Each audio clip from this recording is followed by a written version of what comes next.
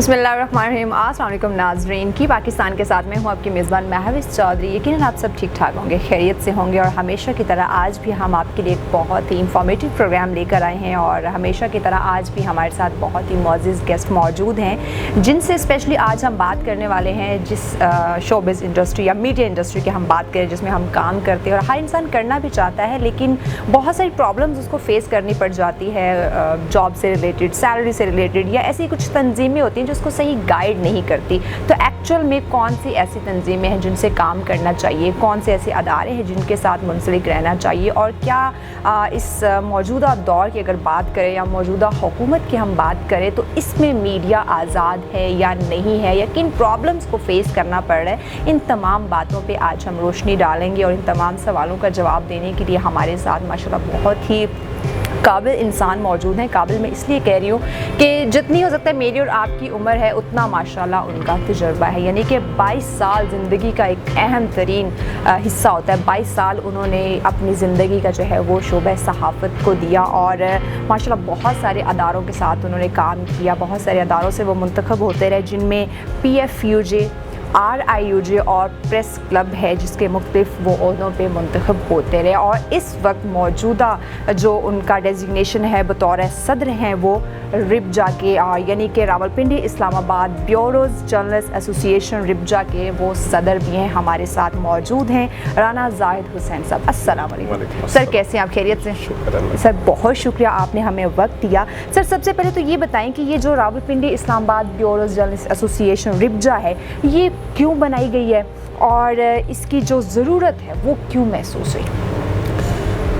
इसका ऐसे है कि ख़बरात मीडिया इंडस्ट्री बहुत फैल गई है ना, उसमें मुख्तलिफ शोबे हैं। बेसिकली हम काम कर रहे होते हैं Pakistan federal union of journalist के अंडर। उसके अंदर यूनियन जो होती हैं हर शहर की मुख्तलिफ हैं। इसी तरह रावलपिंडी इस्लामाबाद की है RIUJ। अच्छा, उसके अंदर फिर मुख्तलिफ यूनिट काम कर रहे होते हैं जिनके छोटे छोटे अपने मसाइल होते हैं। जैसे फ़ोटोग्राफ़र्स की है वो रिब्जा बन गई, ब्यूरोज़ जर्नलिस्ट एसोसिएशन है उसकी रिब्जा बन गई। इसी तरह क्राइम एंड कोर्ट वालों की अलग है क्योंकि वो उनके जो छोटे छोटे मसाइल हैं वो उनकी सतह पर ही हल हो जाते हैं। सही। उनको फिर RIUJ या PFUJ तक नहीं जाना पड़ता। ठीक हो। तो इसीलिए जो ब्यूरोज़ के थे मसाइल उनके हवाले से उनके हल के लिए या उनके मसाइल को ऊपर तक पहुंचाने के लिए रिब्जा का जो है एक उसको एक बनाया गया ताकि इन तमाम लोगों के मसाइल को हल किया जाए जो कि डिफरेंट उनको फेसेस में फेस करने पड़ जाते हैं। अच्छा सर, मीडिया इंडस्ट्री में जो डाउन साइजिंग हो रही होती है इसकी क्या वजह और क्यों ये हो रही है? बेसिकली मीडिया इंडस्ट्री पर बहरान बहुत अरसे से चल रहा है। ये मुशर्रफ दौर में काफ़ी ज़्यादा जो है इदारे ओपन हुए और रातों रात बहुत सारे लोग इस शोबे में आ गए जॉब की तलाश में। नई नई जॉब्स थी लेकिन वो चीज़ें मैनेज नहीं हो सकी। वक्त के साथ साथ अब ऐसे हो रहा है कि मीडिया के इदारे बहरान का शिकार हो रहे हैं। उनके पास बजट कम हो गया। उसकी वजह से डाउन साइजिंग शुरू हो गई। अब वो लोग बेरोज़गार हो गए। तो वो जब लोग बेरोज़गार होते हैं तो वो सारा दबाव आता है एसोसिएशंस पर और यूनियन पर। बिल्कुल। ये जो चीज़ें हैं ये मैनेज करने की होती हैं गवर्नमेंट की। ये चीज़ें गवर्नमेंट को पहले मैनेज कर लेनी चाहिए थी, कोई कानून बनाना चाहिए था। इनकी जो जॉब्स हैं मीडिया में लोग काम कर रहे हैं इनको सिक्योर करना चाहिए था। और ये प्रिंट मीडिया के लिए जो है वेज बोर्ड का कानून बनाया गया उस पर भी अमल दरामद नहीं होता। लेकिन जो इलेक्ट्रॉनिक मीडिया में लोग आए उनके लिए कोई कानून नहीं अभी तक बन सका। अच्छा। तो उसकी वजह से वो मालिकान जब चाहते हैं उनको इदारों से निकाल देते हैं। और जब चाहें उनकी सैलरियों पर कट लगा देते हैं। और अगर सैलरीज़ की बात की जाए तो बहुत सारे ऐसे इदारे हैं जिनमें मंथ से मंथ यानी कि 5, 6, 7 मंथ हो गए उनको बेचारों को सैलरीज ही नहीं मिल रही। तो यही वजह है। अच्छा, अखबारात की अगर हम बात करें तो रीजनल अखबारात की क्या अहमियत है? रीजनल अहमियत अखबारात की सबसे बड़ी अहमियत तो ये है कि वो एक बुनियादी दरसगाह है। बिल्कुल। छोटे शहरों में जो अखबारात निकलते हैं जो लोग वहाँ से काम करना शुरू करते हैं वो सीखते हैं आज हमारे इस मीडिया इंडस्ट्री में इदारे में जो बड़े बड़े सहाफ़ी हैं वो उनकी इब्तदा सब ये रीजनल अखबारात से थी। ओके। यहाँ से सीख के और उसके बाद वो आके बड़े शहरों में शिफ्ट हो गए और बड़े बड़े इदारों में काम कर रहे हैं। बुनियादी तौर पर एक तो ये इसका है। दूसरा जो रीजनल अखबारात की अहमियत है वो जो लोगों के मसाइल हैं जी जी। किसी इलाके के, किसी शहर के, किसी रीजन के, वो मसाइल जो है वो ये बड़े अखबारात की नज़र से नहीं गुजरते। अच्छा। वहाँ के जो मकामी मसाइल हैं वो उनको हाईलाइट कर रहा होता है रीजनल मीडिया या वहाँ का मकामी मीडिया, और वो मसाइल उनके वहाँ से उस वक़्त की हुकूमतों तक जाते हैं, हुकूमतों के पास जाते हैं और वो उनका हल होता है।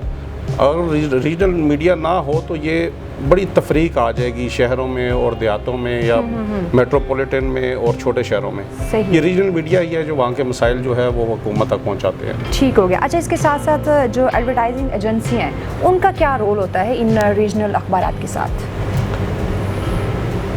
एडवर्टाइजिंग एजेंसियों का अगर तो आइनी और कानूनी तौर पे कहा जाए तो बहुत अच्छा रोल है।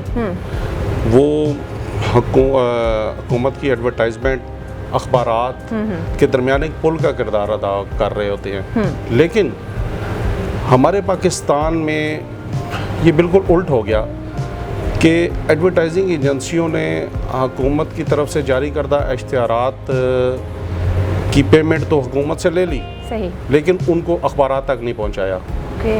उसमें ये है कि बड़े बड़े मगरमच्छ हैं, उसमें बड़े अखबारात के मालकान हैं, AKPNS तंजीम बनी हुई है, उनकी पेमेंट तो कर दी जाती है, लेकिन जो छोटे अखबारात हैं उनके बकाया जात 5 साल से 8 साल से 6 साल से इन एडवर्टाइजिंग एजेंसियों ने नहीं दिए।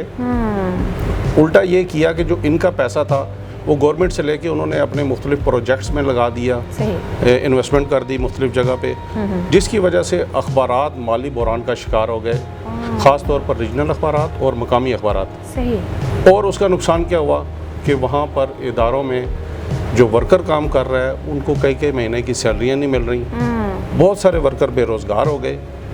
ये इस हुकूमत को चाहिए कि इस हवाले से कोई ठोस लाए अमल तैयार करे।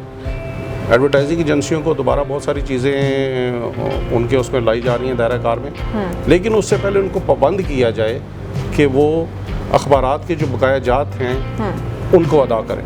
सही हो गया। अच्छा सर, बहुत सारी ऐसी एसोसिएशंस हैं जिनमें APNS है, CPN ही है, इनकी मौजूदगी में आपको रिब्जा बनाने की ज़रूरत क्यों महसूस होती है?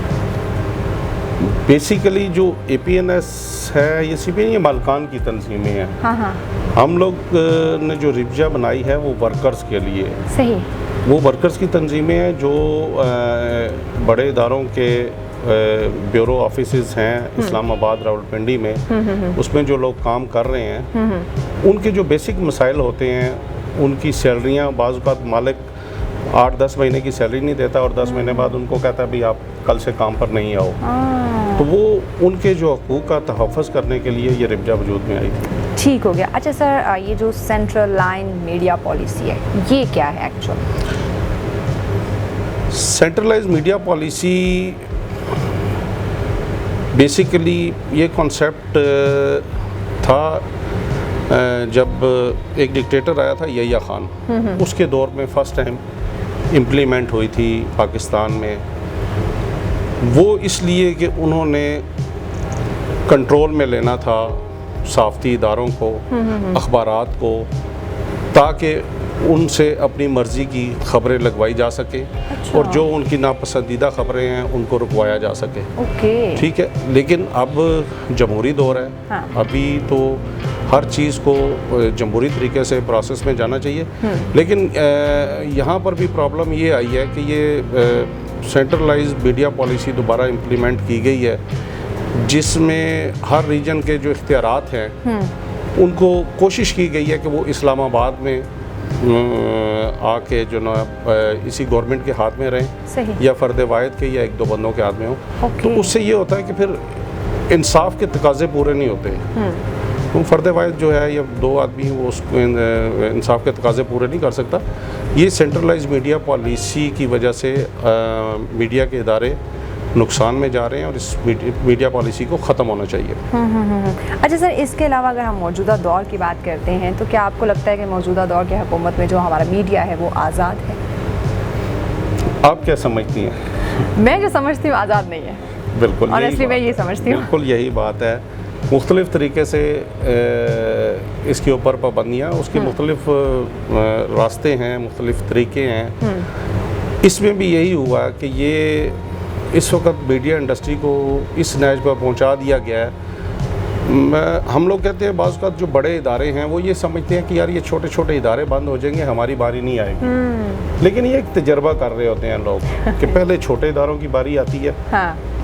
जब माशी तौर पर अदम इस्तेकाम पैदा करके उनको बंद कर दिया जाएगा तो उसके बाद अलग बारी बड़े इदारों की आएगी। बिल्कुल।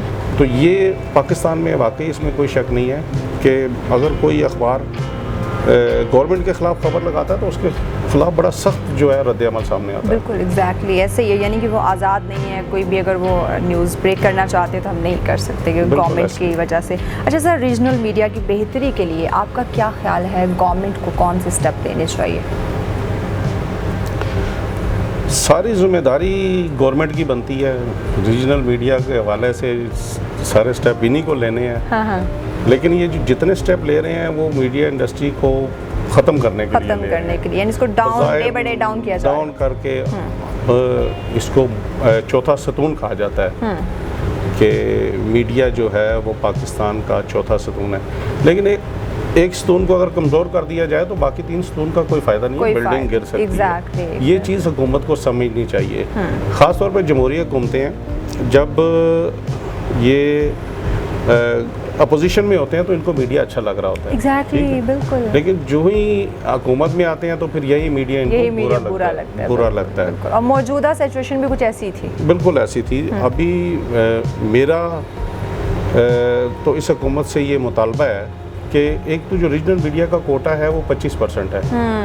75% कोटा जाता है 3-4 बड़े इदारों के जेब में। बिल्कुल। इस कोटे को बढ़ाया जाए। हाँ। बल्कि इसको 50%, मैं तो कहता हूँ अगर 50 नहीं करते तो 35% कोटा जो है वो रीजनल अखबारात का होना चाहिए। सही। और इसी तरह के जो एडवर्टाइजमेंट ग्रीड की हड्डी की हैसियत रखती है इस मीडिया इंडस्ट्री, उसके ऊपर बड़ा दारोमदार होता है। एडवर्टाइजमेंट को भी बढ़ाया जाए, उसके हवाले से भी काम किया जाए। और फिर सबसे बड़ा जो इस वक्त मसला आ रहा है वो पेमेंट्स का आ रहा है कि एडवर्टाइजमेंट जो एक तो एडवर्टाइजिंग एजेंसीज़ हैं वो 3-4 साल के पैसे दबा के बैठी हैं। बिल्कुल। फिर जो गवर्नमेंट की तरफ से इश्तिहारात आए थे वो उसमें भी जो है वो कराची, लाहौर या उधर के जो इश्तिहारात हैं उनकी पेमेंट अभी तक नहीं मिल पा रही इदारों को। तो ये सारी चीज़ें गवर्नमेंट ने हल कर। गवर्नमेंट ने एग्जैक्टली। बहुत शुक्रिया सर, आपने अपना वक्त दिया और इतने अहम मौज़ूआत के ऊपर बात की गई। और दोबारा नाज़रीन आपकी खिदमत में हाजिर होंगे इसी तरह का एक इंफॉर्मेटिव प्रोग्राम लेकर और इसी तरह कुछ मौजूद मेहमान के साथ, ताकि आपको बहुत कुछ जानने का मौका मिल सके, आप अपनी जिम्मेदारियों को समझ सकें और हमारी गवर्नमेंट की क्या जिम्मेदारियां हैं उनसे भी आप आगाह हो सके। अभी दीजिए अपनी मेज़बान महविश चौधरी को इजाज़त, लेकिन जाने से पहले हमारे चैनल की पाकिस्तान को सब्सक्राइब करना नहीं भूलिएगा। अल्लाह निगहबान।